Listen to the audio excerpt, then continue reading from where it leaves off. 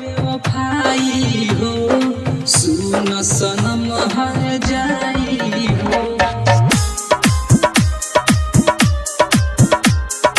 DJ हरिओम Basantpur, DJ हरिओम Basantpur, DJ हरिओम बसंतपुर,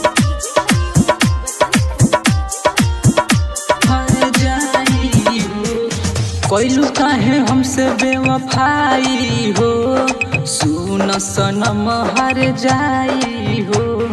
सुन सनम हर जाई हो।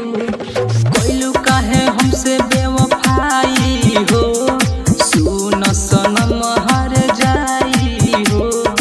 पिया घर जइबू हमके भूलइबू हथवा में मेहदी रचाई हो। कोइलू काहे हमसे बेवफाई हो सुन सनम हर जाई हो।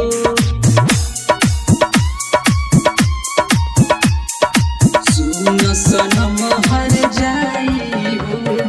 डीजे हरिओम बसंतपुर, डीजे हरिओम बसंतपुर, सुन सनम हर जाई हो।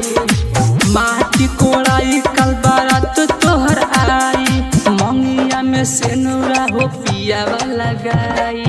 माटी कोड़ाई कल बारात तोहर आई मंगिया में सेनुरा हो पियावा सजाई। मंगिया में सेनुरा हो पियावा सजाई। तोहर दीवाना जोहर खाई हो सुन सनम हर जाई हो। कोइलू काहे हमसे बेवफाई हो सुन सनम हर जाई हो। हर जाई हो। डीजे हरिओम बसंतपुर, कोइलू काहे हमसे बेवफाई हो हर जाई हो।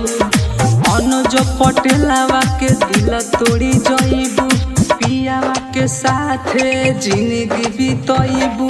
सोनू पटेलावा के दिल तोड़ी जइबू पियावा के साथे जिंदगी बितइबू।